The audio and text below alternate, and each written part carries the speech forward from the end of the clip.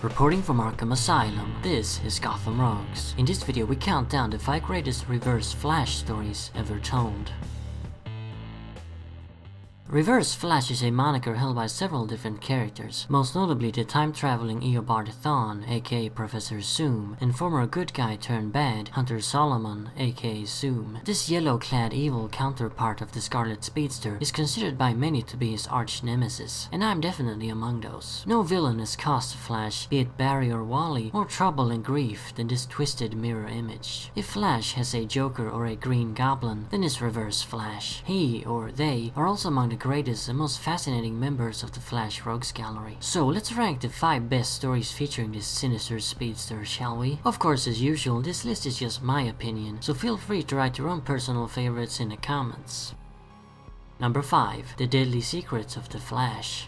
A one-shot published in The Flash 233 in 1975, it was written by Cary Bates and penciled by Herb Novick. In it, Barry Allen gets wind of a set of destructive tornadoes ripping through the countryside just outside of Central City. To stop them from blowing into town, the Flash rushes over and attempts to squelch their power. However, while doing so, Barry realizes too late that the tornadoes are fake, engineered by none other than his old foe, Professor Zoom, better known as a Reverse Flash. The nefarious rogue traps Barry by using energy from his time, the 25th century. With the Flash incapacitated, Professor Zoom sets out to find the hero's wife, Iris West, who he's grown obsessed with. In the guise of Barry, Zoom fools Iris that he is her husband and then proceeds to take over the life of Barry Allen.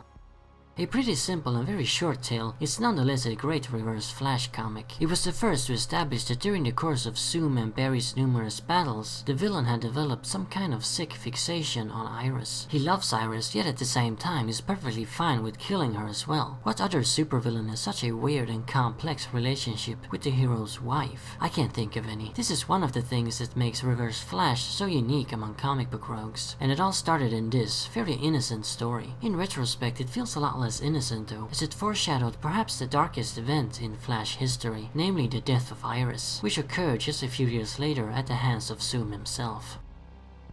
Number 4. The Slayer and the Slain. A multi-part arc published across numerous issues of The Flash in 1983. The arc was again written by Cary Bates and penciled by Carmine Infantino. It takes place 4 years after Reverse Flash killed Iris and then disappeared himself. Barry has now finally been able to move on and he's met a new woman named Fiona Webb. The two are getting married, and it's on their very wedding day that Barry learns of Professor Zoom's return. It turns out that since their last meeting, Zoom had been trapped in limbo inside a dimension that exists outside regular time and space. Through some cosmic freak accident, he's now been set free, however, and the Fiend has set his sights on Fiona Webb. The Reverse Flash is going to repeat his most heinous crime, namely killing Barry Allen's wife. If Flash wants to save her, there's only one thing he can do: kill the Reverse Flash.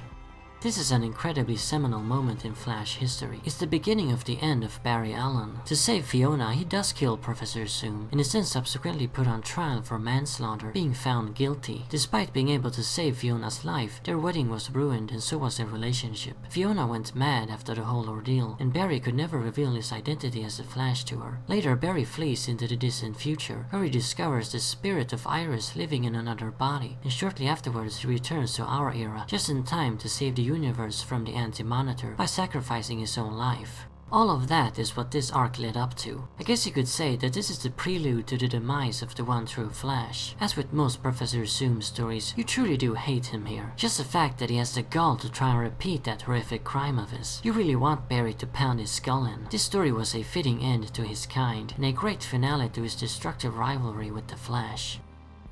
Number 3. Blitz.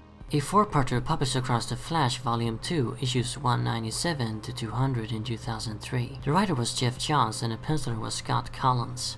The story serves as the origin of the second Reverse Flash, Hunter Solomon, perhaps better known as plain Zoom. This guy is no professor. Solomon was actually introduced over a year earlier as a supporting character and ally of Wally West, Barry Allen's successor as the Flash. Hunter is a former FBI profiler who specialized in costume supervillains, now working as a rogue profiler for the Keystone Police Department. In this comic, we're told the entire backstory of Solomon. He grew up with a serial-killing dad who murdered his own mother. Then he joined the FBI with his wife, Ashley, Ashley, working for her dad who became his mentor and best friend. Together the three chased after supervillains. During one case when they had tracked down the Clown, a forgotten Flash rogue, Hunter made a bad call, which led to Ashley's father dying. She divorced him shortly afterwards. Cut to present time and Hunter's just been paralyzed by Gorilla Grodd during a prison breakout. Naturally, he wishes he could go back in time and change all these events. And then he realizes he knows someone who can actually do that. His friend, the Flash. Unfortunately, Wally refuses, saying that changing history is too risky. Solomon grows resentful and decides to take matters into his own hands. He attempts to use the cosmic treadmill and travel back in time himself, but the machine explodes, granting Hunter powers to move outside of time, thus enabling him super speed. Having lost his mind, he becomes Zoom, the second Reverse Flash, determined to make Flash into a better hero, the kind of hero who wouldn't have turned him down by forcing the Flash to experience immense grief.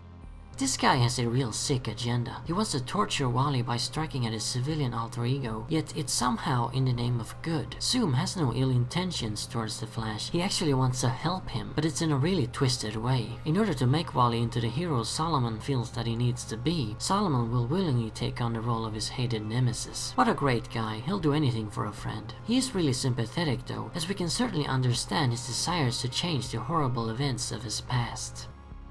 Number 2. The Death of Iris West. Written by Cary Bates and penciled by Alex Saviuk and Don Heck, this is a 10-issue arc published in 1979. It officially spanned the Flash 275 to 284, although the seeds for the story were sown much earlier. It begins with Barry Allen and his wife Iris attending a superhero-themed masquerade party at a mansion. Iris dresses Batgirl and Barry dresses, what else, the Flash, wearing his actual Flash costume. Later during the evening, Barry begins to feel ill, having been secretly drugged, and Iris rushes away to fetch her husband some water. A few moments later, Barry hears Iris scream as is being attacked. He arrives to her aid, too late unfortunately, finding the dead body of his beloved wife laying on the floor with a madman standing above it. The madman is Clive Yorkin, escaped metahuman criminal with a grudge against the Flash. Now there's another forgotten Flash villain, maybe that should be a series. Anyway, Yorkin flees the scene, and assuming that he's the culprit, Flash sets out on a desperate quest to find him and avenge his wife. Of course, Barry later learns that Yorkin is innocent of the murder, and that there was a third unseen person in the room that night. That person naturally being Professor Zoom, the Reverse Flash. He killed Iris, because she wouldn't have him. Zoom had approached Iris earlier and given her an ultimatum. Ditch Barry and get with me instead, or else I'll kill you. So this is it, the story where Reverse Flash completely crossed the line and cemented himself as Barry's worst enemy, the night Iris West died. Zoom made true on his vow back in the 1975 story The Deadly Secret of the Flash, something most readers back then probably didn't expect. Not in a Flash comic, they were usually pretty kiddie in those days. But with this story, the world of the Flash suddenly got very serious and grim. Zoom's mimicry of Barry and obsession with Iris was no longer a cute gimmick, it was something truly frightening, and he himself was revealed to be a complete psychopath. So deranged was the Reverse Flash that after murdering Iris, he actually mourned her death. He even had a woman resembling Iris drugged and kidnapped, and then dressed up like her. Yeah, this is a story, the one that began the change of the Flash's life, and transformed Zoom from gimmicky cartoon villain to a scary maniac. And now for the greatest Reverse Flash story of them all. Number 1. The Return of Barry Allen. This is a 7-issue arc published across the Flash Volume 2, issues 73 to 79 in 1994. The writer was Mark Waid and the penciler was Greg LaRocque.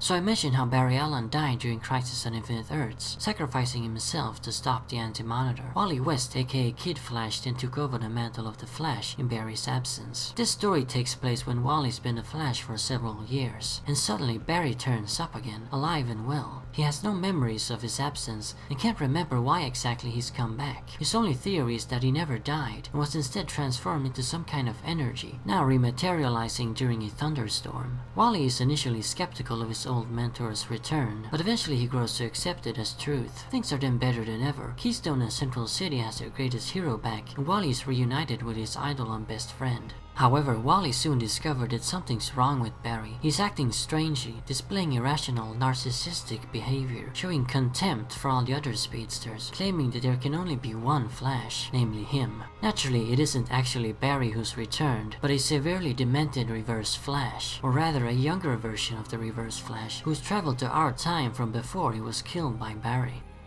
This is a story that revamped the Reverse Flash for the post-crisis continuity, giving him a new origin and also introducing the name Eobard Thawne. During the pre-crisis era, the character's real name was Adrian Zoom, which explains the moniker Professor Zoom. So in this new origin, Eobard was a Flash fanatic in the distant future, who was so obsessed with Barry Allen that he altered his appearance to look like him and engineered super speed for himself. He then traveled back to our time to meet his idol, but something went wrong and he ended up during Wally's reign as the Flash instead. He then goes insane for multiple reasons and escapes into the lie that he is Barry Allen. So Eobard isn't masquerading as Barry, he actually thinks that he is Barry. No other story portrays the complex psychosis of Zoom better than this one. He idolizes Barry Allen, wants to be his friend, and even wants to be him. Yet at the same time, he hates him and wants to kill him. It's a fascinating character study of the crazy Professor Zoom, and also just a great Flash story in general, exploring all different generations of speedsters, Barry Allen, Wally West, and Jay Garrick. It's my favorite Zoom story, but also my favorite Flash story, period. So there you have it, those are the 5 greatest Reverse Flash stories ever told, in my opinion. Which ones are yours? Let me know in the comments. And as always, remember, Arkham Asylum awaits you in the next video.